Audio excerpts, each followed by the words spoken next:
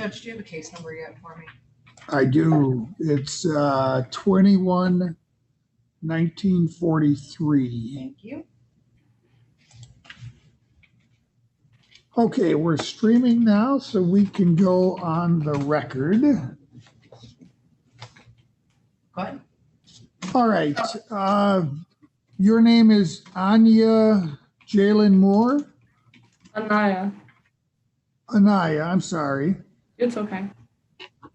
And let's see, we also have your grandmother present by telephone. We weren't able to establish a Zoom connection, but Ms. Burdick, can you confirm that you're present and can hear us? Yes, I'm here.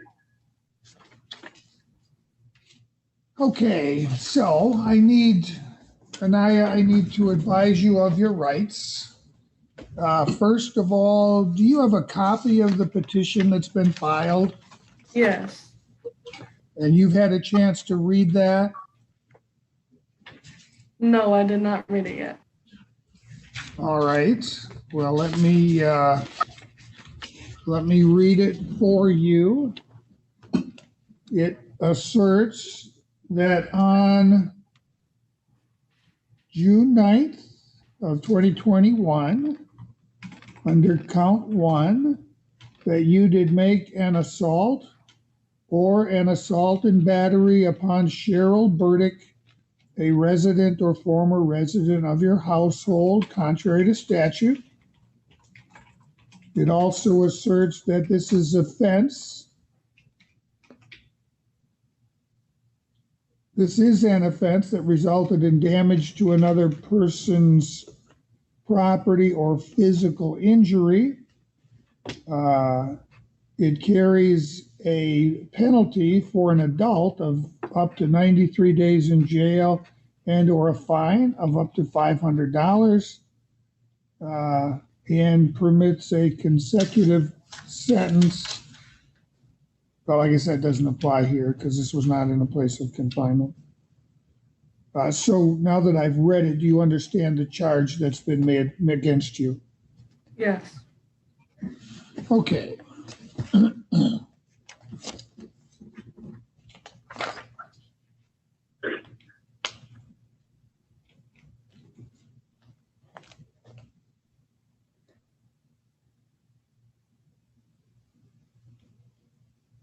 So I need to put you under oath. Would you raise your right hand, please?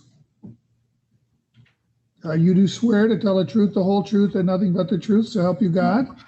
Yes. All right, and I need to, you can put your hand down now. I need to ask you to restate your name for the record. Anaya Jalen Moore. Anaya, are you or either of your parents a member of an Indian tribe or eligible to be a member? No. You do have the right to an attorney, and if you can't afford one will be appointed for you. You also have the right to a trial by a judge or a jury on the allegations of the petition. And a referee may be assigned to hear the case unless you make a demand for a jury or a judge. You have the privilege against self-incrimination. That means that any statements you make may be used against you, but you're not required to make any statements. Would you like the court to appoint an attorney for you? Yes.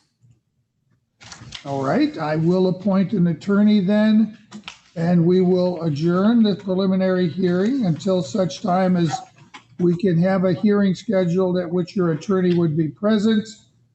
Do you know who's next on the list, or how does that get determined? Whoever's up this next Thursday? I believe the attorney that she's already been auto-assigned is Matt Hotchkiss. Oh, Mr. Matt Hotchkiss will be representing you. And what date should I be adjourning the prelim to?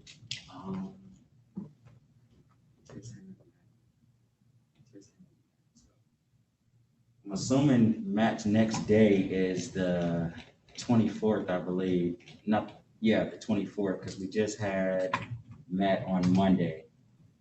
and they usually go by every they rotate weeks between Matt and Ivan. What is your recommendation concerning release or detention? Thank you, Your Honor. While speaking with Grandma this morning, Grandma informed me that she's afraid for Anaya to come home due to the violent behaviors that she's been having.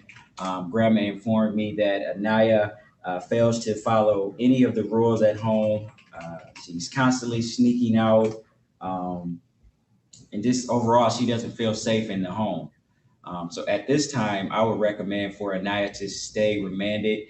And in the meantime, I will be trying to set up some type of safety plan for her to possibly be released at the next hearing. Is there any other potential caregiver?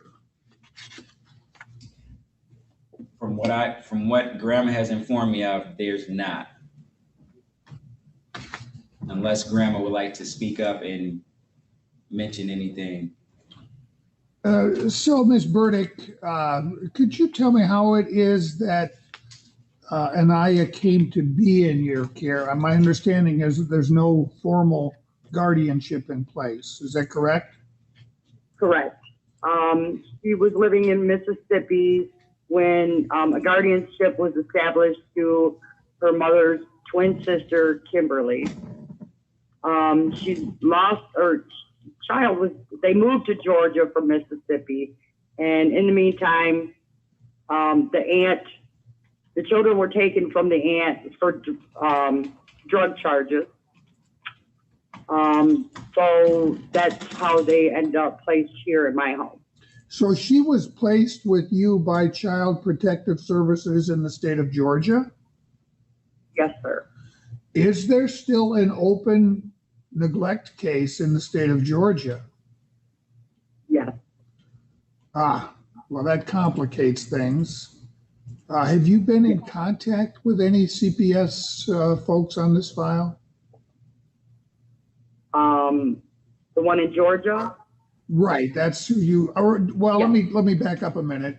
Usually when they place a child out of state, there's a arrangement under the Interstate Compact with local DHS officials. Are there any local Department of Human Services people involved in this case? They were only to come in and make sure my house was safe and the kids were, we had food and running water, that kind of thing. And So question the kids. they did a to home study. Are there other children in the home? I do. I have another 8-year-old granddaughter that is Anaya's mother's twin sister, Kimberly. I had.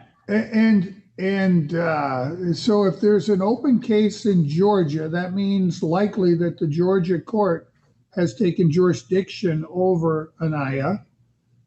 They Yes. certainly need to know what's going on here. Yes. Do you have a contact person in Georgia? I do. Who is that? Her name is Miss Clark. Do you have a phone number for her? I do. It's in my contacts. Is that something you can look up right now, or at least after we're done? I'm looking right now, sir. Okay.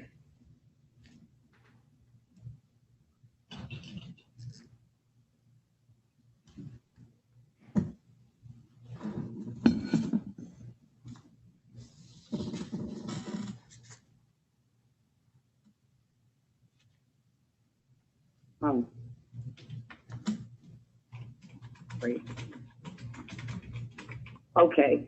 Are you ready? I'm ready. Okay, that number is 912-850-7001. You don't have a first name? No, I just have her last name, Miss Clark. So you need to get a hold, did you get that number? I got it. All right, yeah, get a hold of them and let them know. Okay. They may want to take some action down there. Okay. I know in the few occasions where I've placed a child out of state who I've taken jurisdiction of in Michigan, uh, I haven't had a situation where the child had to be removed from that placement. Okay. But because this is a placement under the care and supervision of the state of Georgia, they need to be advised. And there's nothing keeping me from detaining her, but I definitely want them involved. And it could be that they decide they want to bring her back to Georgia. Okay. After this hearing, I'll call them and inform them of everything. Yeah, they're probably going to want to look for some kind of licensed foster care. If the home that she was removed from is unsafe in Georgia, and it sounds like it is, or at least it's in the process of being determined that way, Okay. they may decide to return her to Georgia and place her in a licensed foster care home. So anyway, we need to coordinate with them. Okay. And I'm happy to communicate with whatever assigned judge is down there. Okay. So you probably need to pass along my contact information so I can speak with that judge and figure out what's best for Anaya. Okay. My guess is they're not going to want to leave her in detention for very long. Right. And we really can't be finding a place for her if she's under jurisdiction of the state of Georgia. Okay, I'm going to go through the checklist of determining whether or not a proper basis has been established.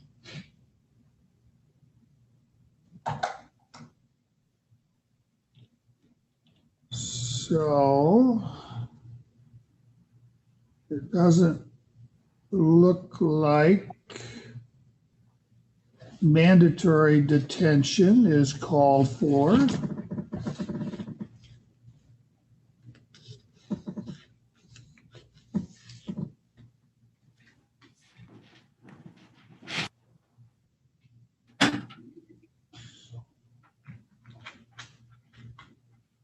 Does not appear that any of the most serious offense categories apply. With respect to current legal status,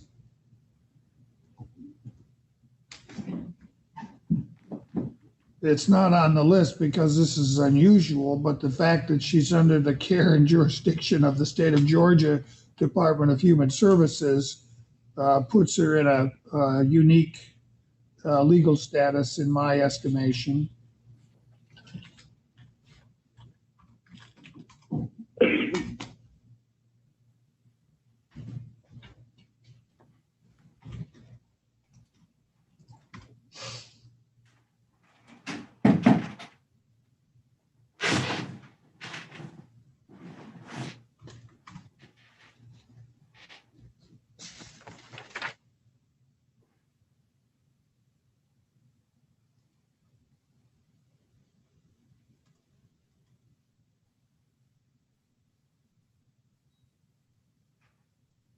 Oh, actually, I missed one on the mandatory detention, and that is domestic violence and the risk of future harm.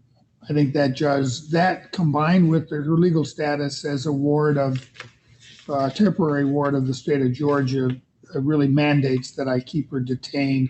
But I absolutely want you to get a hold of the contact in Georgia and find out what the judge down there wants to do. It could very well that they want to return, and ultimately, I think this is all information that our referee is going to want to have available, and perhaps even at the next adjourned prelim, invite whoever the assigned worker is in Georgia to participate in the hearing so that we get that input. Okay. And if we could please change that, that hearing date to the 17th at 1 p.m. Oh, okay. I don't have a blank order here, but we'll make sure that a proper scale form gets filled out. Okay. Okay, so again, and I would remind you of the privilege against self-incrimination. I really don't have any choice today but to detain you at the youth center until we can figure out and coordinate with the state of Georgia, since your grandmother is unwilling to allow you to return to the home currently. Anaya, do you have any questions for me? Are you able to give me a moment? I'm sorry. Am I able to have a moment? To think about it before you ask me a question? Sure. Yes, sir. Take your time. Okay. Of course.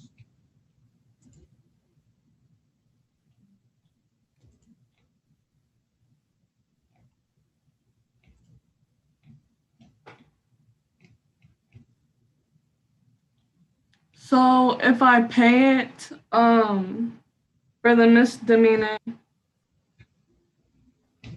then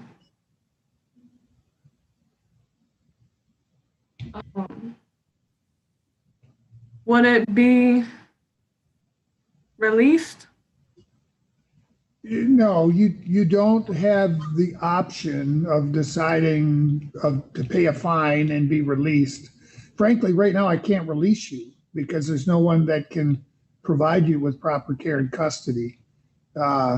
And it'll be ultimately up to the referee, or if once you talk to your attorney, if you demand a trial before a judge, it'll be up to either the referee or the assigned judge. I don't know if I'm the one assigned to this case or not. I'm just the one covering the hearing today because our referee wasn't available. What kind of sentence would be imposed if indeed you are found guilty of the offense? But it's not a choice. You don't say, go to jail or pay the fine. It'll be whatever the referee decides is the best means of addressing the behaviors that led to you being incarcerated. We don't look at juvenile offenses as being criminal offenses, even though they are in violation of the criminal code. The whole purpose of juvenile jurisdiction is to address issues and hopefully fix the problem, get you whatever help it is that you need to make sure that the behaviors you've been accused of don't recur. Sometimes that might involve some kind of counseling, but the goal would be restorative, to get you in a place where you can safely return either to your grandmother's home or to whatever other home in this case, the state of Georgia, if they retain jurisdiction over you, would be able to find for you. But short term, unfortunately, I really don't have any option but to keep you at the youth center.